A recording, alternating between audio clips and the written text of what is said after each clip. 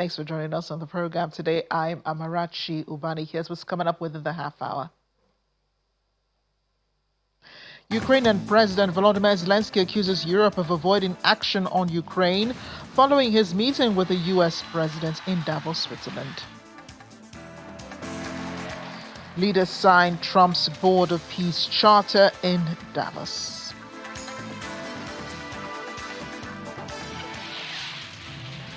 Plus, 3 people killed following a shooting in New South Wales, Australia. Let's begin the world today. Thanks for staying with us. Ukrainian President Volodymyr Zelensky has accused Europe of avoiding action on his country despite discussing its future. He was speaking in Davos after an hour-long meeting with the U.S. President Donald Trump. Zelensky says documents aimed at ending the war are nearly ready. Delegations from the U.S., Ukraine, and Russia will hold another round of talks later this week, according to him.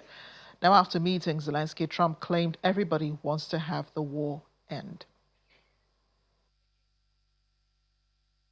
Today we met with President Trump, and our teams are working almost every day.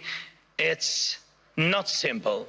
The documents aimed at ending this war are nearly ready, and that really matters. Ukraine is working with full honesty and determination, and that brings results, and Russia must become ready to finish this war, to stop this aggression. Russian war against us. So the pressure must be strong enough, and the support for Ukraine must grow even stronger. Our previous meetings with President of the United States brought us air defense missiles, and thanks Europeans, they helped also. And today we also spoke about the protecting the skies, which means protecting lives, of course. And I hope America will continue to stand with us. And Europe must be strong, and Ukraine is ready to help with anything needed to guarantee peace and prevent destruction. We are ready to help others become stronger than they are now. We are ready to be part of a Europe that truly matters, a Europe of real power, great power. Today we need that power to protect our own independence. But you need Ukraine's independence too, because tomorrow you may have to defend your way of life. And when Ukraine is with you, no one will wipe their feet on you. And you will always have a way to act, and act in time.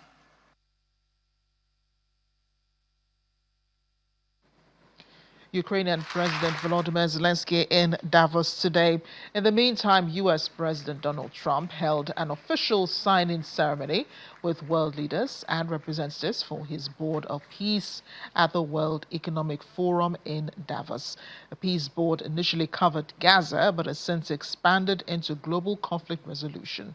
Around 35 countries have accepted invitations to join, including the UAE, Qatar, Saudi Arabia, Egypt, Jordan, Indonesia, Pakistan, Turkey, Morocco, Argentina, Hungary, and Belarus. Russia said it was clarifying details with the U.S. side, while European nations like France, Denmark, Norway, Sweden, and Slovenia turned Trump down. Trump is set to chair the board with an executive board, including U.S. Secretary of State Marco Rubio, former UK Prime Minister Tony Blair, and Trump's son-in-law Jared Kushner.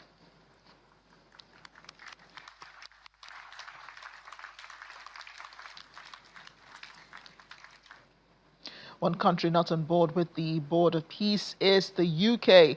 Foreign Secretary Yvette Cooper says the country will not yet be signing up to U.S. President Donald Trump's Board of Peace over concerns about Russian leader Vladimir Putin's possible participation.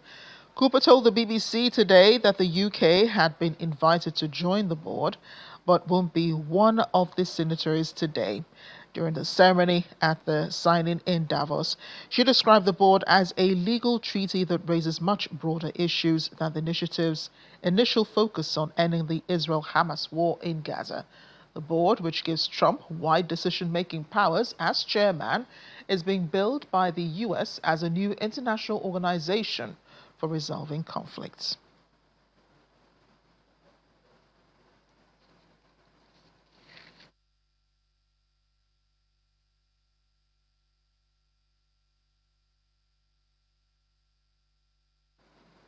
Here on the continent, police in Uganda have arrested Miwanga Kivumbi, a deputy leader in political main challenger Bobi Wine's National Unity platform. Kivumbi is accused of organizing attacks on a police station and a vote tallying center after the electoral loss, which the party denies. According to the police, 7 people were killed in the incident. The politicians, however, placed the number at 10. Police also said on their X handle Kivumbi would be arraigned before court in due course. Meanwhile, they're still looking for Bobi Wine, President Yoweri Museveni's main challenger in last week's presidential poll. He's been talking to international media about his plight and about the future of his party. The president's son, who serves as Uganda's army chief, Muhoozi Kainerugaba, has threatened to hunt down Wine and kill him.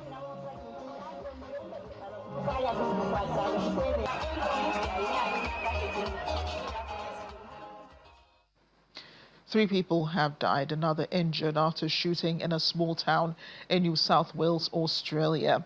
Emergency services were called to a residential area in Lake Carrigalio at about 6:40 local time. The suspect is still on the run and is believed to have fled in a vehicle, according to the police. A man and a woman were found shot dead in the vehicle. A second shooting soon afterwards killed a woman and left a man in critical condition in hospital.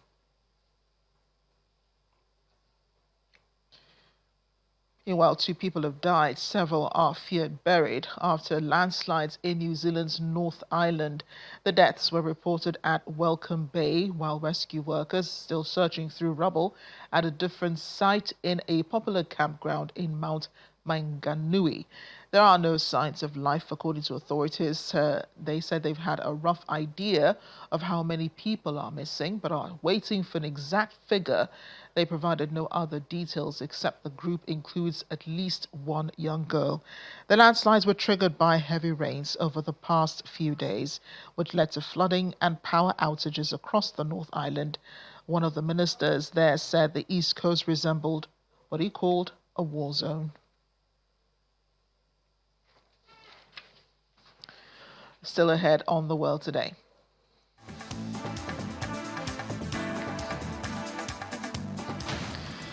Well, the North Korean leader opens a revamped ski resort, hoping to draw in tourism to the country. Stay with us.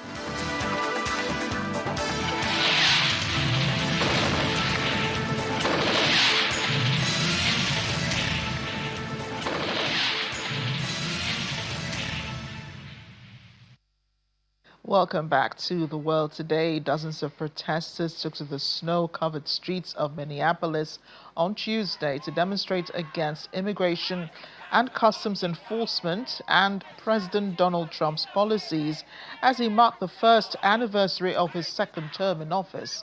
Demonstrators chanted slogans while holding placards indicating ICE to get out of Minneapolis and all the other messages accusing the agency of racism and authoritarian practices. Despite freezing temperatures, protesters said they felt compelled to show up as part of a nationwide day of action. The protests formed part of the nationwide Free America walkouts, with people across the United States leaving work and school to oppose Trump administration actions, including ICE raids, National Guard deployments, and policies affecting transgender rights.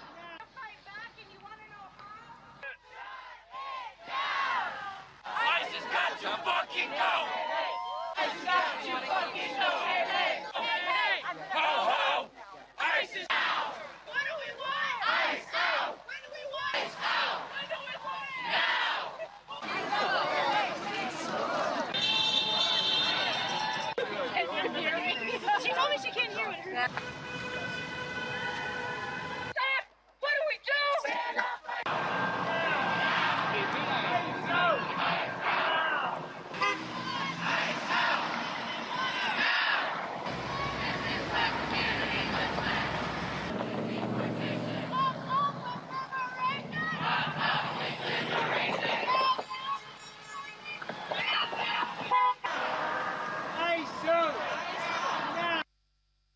like every aspect of it is some form of egregious control, and all the directives to deflect from the fact that the Epstein files are just more damning than he could ever possibly anticipate. Like, that guy's just the purest piece of shit there is.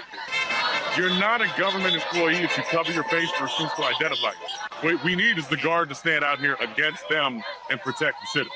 There's your answer. If they're going to take and profile their own officers, I don't know how many markers people need. That's white supremacy. I don't know the quote seems too well. There's a Dan Savage quote that basically says, we buried our friends in the morning, we fought during the day, we danced at night because the dance reminded us what we were fighting.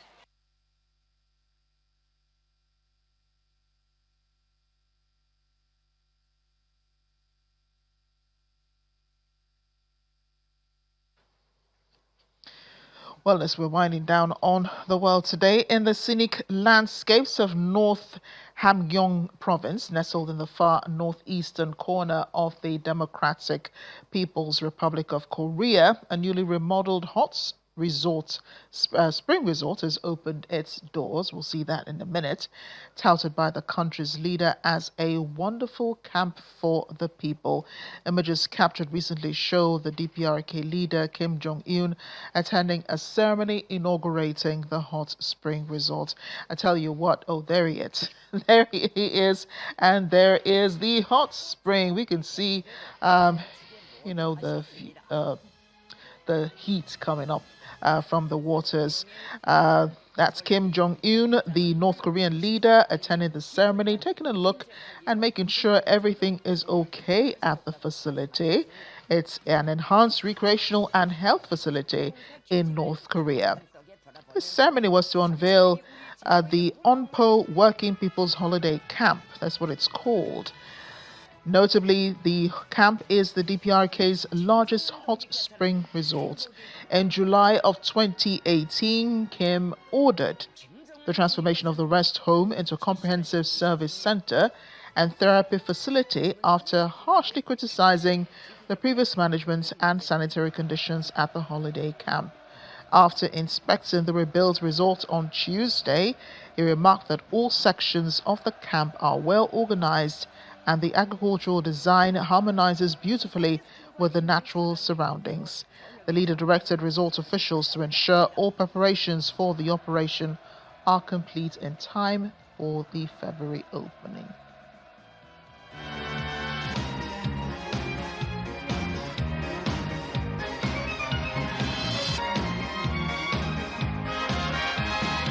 조화롭게 배치되고 건축에 모던하셨습니다. 행성 운용에 필요한 설비 물자 보장은 물론 시설 관리, 기술 관리, 인재 관리도 전망적으로 효율적으로 할 수 없다고 말씀하셨습니다. 공사 기지를 경탄 속에 돌아보면서 사회주의 우리 제도의 고마움을 And yes, we'll make a brief stopover here in Africa. In the Democratic Republic of Congo, despite the crisis going on, a few people have become known as heroes amongst the people of the DRC, especially in the city of Goma. They are a group of midwives who go from door to door in various neighborhoods, making sure that mothers who are with children are okay. They're just simple women with the knowledge and the heart to save lives in Goma. They may not be at the forefront, but they make their way to homes where pregnant women need their assistance. They are the midwives of Goma, women who have become a lifeline on wheels.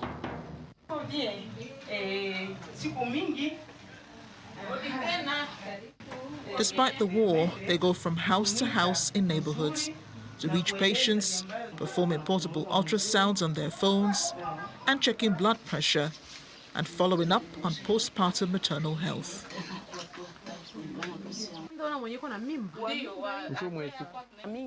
They say they started this approach by providing home visits because many women are giving birth at home and do not go to health centers due to lack of resources. The midwife team monitors pregnancies, identifies warning signs, educates families about the importance of supervised childbirth, and refer critical cases to operational healthcare facilities.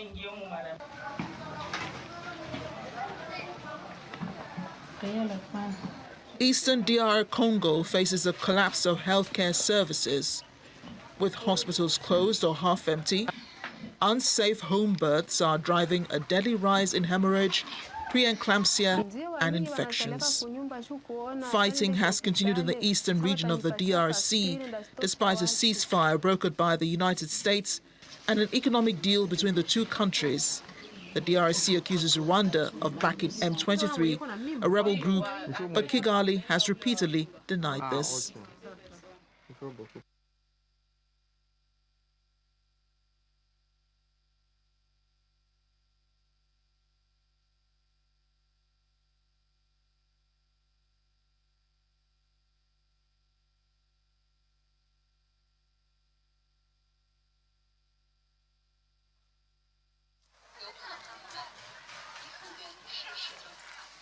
Our trip around the world ends here in Beijing's Summer Palace, where hundreds of people flocked to as freezing temperatures turned Coming Lake into a natural ice rink.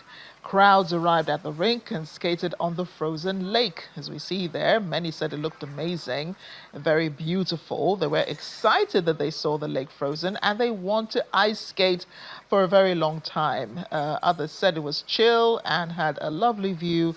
Everyone enjoying themselves, whether skiing or just sitting on the bench. Very nice to be here, as this respondent says. A Summer Palace is a UNESCO World Heritage Site and one of China's largest imperial gardens. It was built in the mid-18th century under the Qing dynasty. It served as a retreat for emperors and their families. Each winter, Kunming Lake freezes over, creating one of Beijing's largest natural skating rinks. Authorities say the season usually runs from early January to early February, depending on the weather.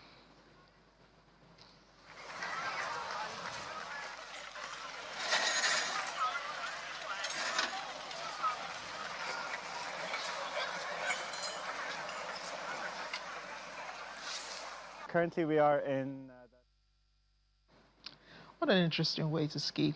Thanks for watching The World Today. I'm Amarachi Rani.